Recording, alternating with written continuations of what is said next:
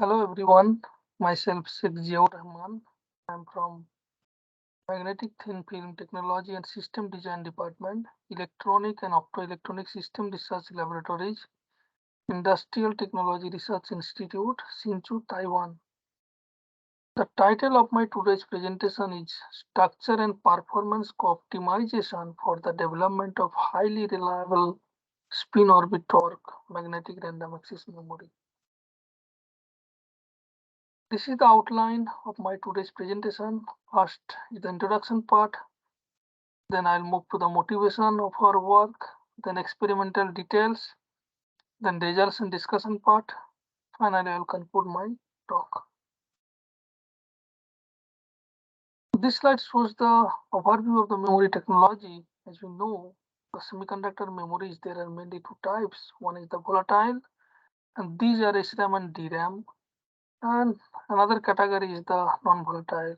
Okay, so we already have the mature memory technology, that is the flash, already available in the market, and some prototype based memory, phase change memory, magnetic memory, and also ferroelectric memory. And some are also remaining in the emerging categories like FERAM, RRAM, CBRAM, STT-MRAM, SOT-MRAM, VCMA-MRAM, carbon memory, and also molecular memory. If we look into the write program cycle time versus endurance, the SRAM DRAM, these are the volatile memory technology, the unlimited endurance, but the NAND plus, which is the non-volatile memory, the limited endurance. So there's a huge gap for the storage class memory. So basically, in the past several years, the number of new technologies already proposed, but there are some challenges in bringing these products into the mainstream. So there still is no one new memory technology that can meet all requirements. Now the technology challenges. Basically, we need such a technology which can have the energy, very low energy, and also the speed, very high speed, and also the density, high density. If we look into the figure, the storage class memory, flash, DRAM, MRAM, SRAM. So no existing technology till date are showing the high write efficiency, speed, and also the density. So MRAM has the potential. The first generation is the toggle MRAM, which require actually the magnetic field to change the magnetization. So that's why the scaling is the issue for this technology. Then second generation is the STT-MRAM, the current induced magnetization reversal, don't need any magnetic field. So which also suffers some issues. Then the third category is the SOT-MRAM, spin orbit torque memory. So this is our focus mainly, our work mainly focus on the SOT-MRAM technology. So to date, the most studied and developed spintronic memory device is STT-MRAM. But the present STT-MRAM technology is suffering from reliability issues. Now this slide shows the main difference between the STT and SOT-MRAM technology. So basically STT-MRAM shares the same path for the write and read. So that's why the oxide background occur. But SOT-MRAM, the write and read paths are separated. That's why no oxide background. So this is the major difference, or we can say the major advantage of the SOT-MRAM technology.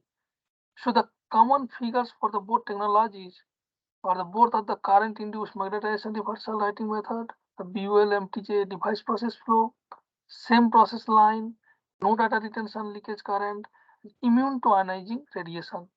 But the advantages of SOT-MRAM with respect to STT-MRAM, so the SOT-MRAM has the separate read and write current path, so which means the no read disturbance, unlimited write endurance, so intrinsically fast write 5 to 10 times faster than the STT-MRAM technology, also which offer low write voltage 5 to 10 times lower than the STT-MRAM technology. Also the endurance does not compete with retention speed.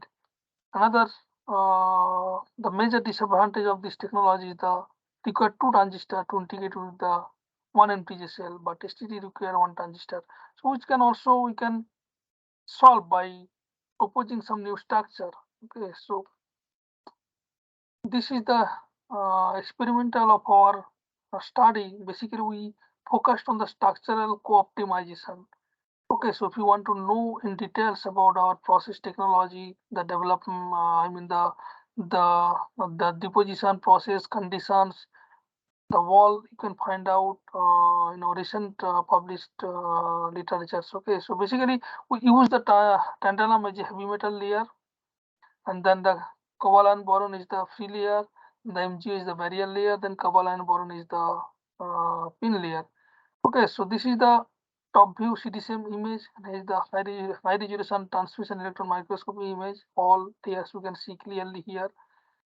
And the table shows the our main focus on our study. We change the dimensions of the heavy metal layer with lane, and also we change the dimension of the major axis and the minor axis of the MTJ layer.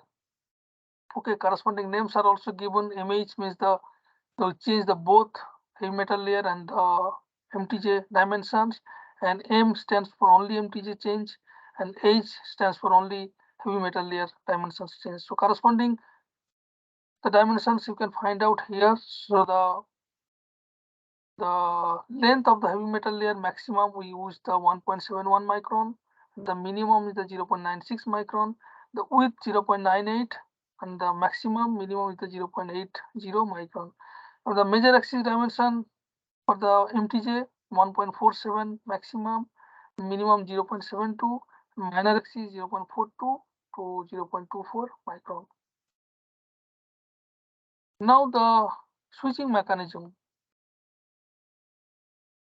The right side figure shows the corresponding resistance versus magnetic field and resistance versus switching voltage. Okay, so this is the heavy metal layer. Basically, we use the tantalum as heavy metal layer. Here is the free layer, the barrier layer, here is the pin layer. So we apply the switching current or voltage. Okay, suppose we consider we apply current through this direction. Then we consider initially the MTJ cell, the memory device is in the parallel state, okay, parallel state. Then by applying the current, we can change the magnetization of the free layer, then flip from the P to AP parallel to anti-parallel state. Then again, if we change the switching direction, sorry, the writing direction, okay, so the right current, if we apply the direction to the opposite side, then again we can flip from the resistance, we can flip from the anti-parallel state to the parallel state. Okay, so like this way you can have the two different state, low resistance and the high resistance state. Similarly, we can also change P to AP and AP to P by applying the magnetic field. For this standard device, we obtained actually the high TMR more than 165%. Now the structure versus parallel and anti-parallel state resistances. This figure is for the both dimensions heavy metal layer MTJ change, and this figure is only for the MTJ, and this figure only for the heavy metal layer. So corresponding the name, also the dimensions are given here. So the solid lines are for the anti-parallel state, and the dotted line are shows the parallel state. But in the next figure we can see clearly the pictures. Okay, here the average parallel and anti-parallel state resistances are shown here. So basically, for the if we change the dimensions of the both layers, heavy metal layer and the MTJ layer, we can see with decreasing the size, decreasing the dimension, you can see the both anti-parallel state and parallel state resistance are increasing, and with only MTJ, also the similar trend we have obtained with decreasing the dimensions of the MTJ layer. But with decreasing or increasing the heavy metal layer dimensions almost constant. So basically the change of P and AP state resistances are strongly dependent on the MTJ layer dimensions. Now the switching voltage versus the same the all structures whatever we had discussed earlier. Actually, basically this measurement we did the entire the wafer level the measurement more than 400 cells. Here, if we look into the switching voltage, better we go back to the, we move to the next slide. We show the average, the switching voltage for the all cases. We can see the trends here. We look into the AP to P state and P to AP switching voltages with decreasing the dimensions of the heavy metal layer and also the MTJ layer, then the switching voltages are also decreasing, but only changing the MTJ dimensions almost constant. Changing the dimension of the heavy metal layer, clearly we can see the decreasing of the we can also see the changes of the switching voltage. So basically the SOT switching thresholds are strongly dependent on the heavy metal layer dimensions, which decrease as the heavy metal layer dimensions decrease. The heavy metal layer dominates switching threshold, whereas the PL layer dominates the parallel and anti-parallel state resistances. We have focused on the reliability measurement. So basically owing to their small physical size and lower switching voltages. Next we move. Next we have discussed on the reliability and technological prospects of the smallest. I mean we pick up the smaller size, smaller dimension MH4, and from the MTJ, M3, and from the heavy metal point of view H1 and H2. So the basically 4 cells we have focused for the reliability measurement. Okay, so this is the cycling test or the endurance test. We can see here we measure up to the more than 10 to the 5 cycles, and for the each cases more than 20 cells we have measured. We can see here the unstable resistance states were obtained for the H1 and H2 SOT cells in comparison to the M3 and MH4 SOT cells during the programming range cycles. So the H1 H2 means the smallest case. I mean only the heavy metal layer dimensions are changed. Now we have measured the reliability with increasing temperature. Initially, we read the resistance. We did the cycling from the parallel to anti-parallel state, and we check the resistance level, the anti-parallel state. Then we increase the temperature to 150 degrees centigrade, and the devices, the wafer was kept for the long time, 20 hours. Then again, we decrease the the temperature back to the room temperature again, and then again we read the resistances. So after 20 hours we read the resistance again. Then we can see here M3, MH4, H1 and H2. So the in case of H1 and SOT cell, out of 100 cells, 2 cells were flipped and to the P state, and 5 cells were degraded. And for the H2 SOT cells, 2 cells were flipped to the P state, and the 21 cells were degraded. But interestingly, no cell flip was observed for the M3 and MH4 SOT cells. So basically, if we look into the dimensions of these all M3, MH4, H1 and H2 structures, the unstable resistance test for the H1 and H2 also we had seen the endurance also H1 H2 AP states were showing the unstable. So basically this is due to the smaller step anisotropy. We can see the aspect ratio is M3 and MH4 around 3.5, but for the H1 H2 is around 3. So which is due to the smaller step anisotropy compared to M3 and MH4 cell. So now we measure the thermal, we calculated the thermal stability factor. Initially we measured the switching at the different pulse width, okay, from the 5 nanosecond to the 10 millisecond. At the different pulse width we check the parallel state and anti-parallel state switching voltage or current, whatever. Anyway, here we have calculated the switching current density.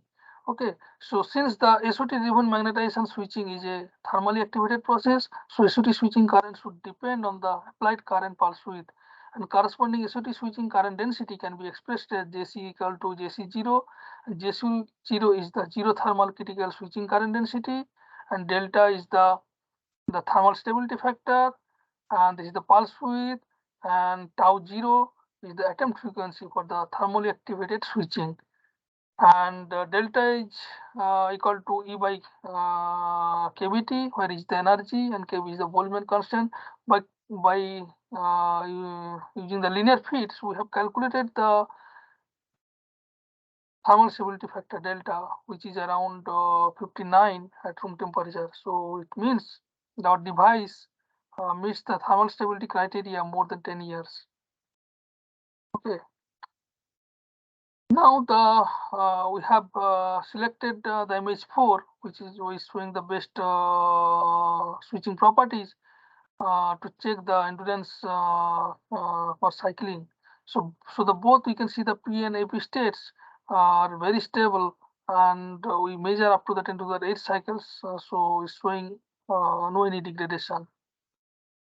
Now finally, conclusion: the influence of the dimensions of the MTJ and heavy metal layers on the SOT switching properties was investigated, which provides the guidelines for the design of the SOT cell and for the further miniaturization of the SOT-MRAM technology. A wafer level statistical study of the SOT switching properties such as tunneling magnetic resistance, SOT switching voltage, and P and AP state resistances was investigated in detail. The optimized SOT-MRAM cell shows a high TMR of more than 165%, a fast write speed of 5 nanoseconds, a long endurance of more than 10 to the 8 cycles, and a high thermal stability factor around 59, which meets the retention criteria of more than 10 years. Thank you for your kind attention, and if you have any question, you can send me an email. Thank you very much.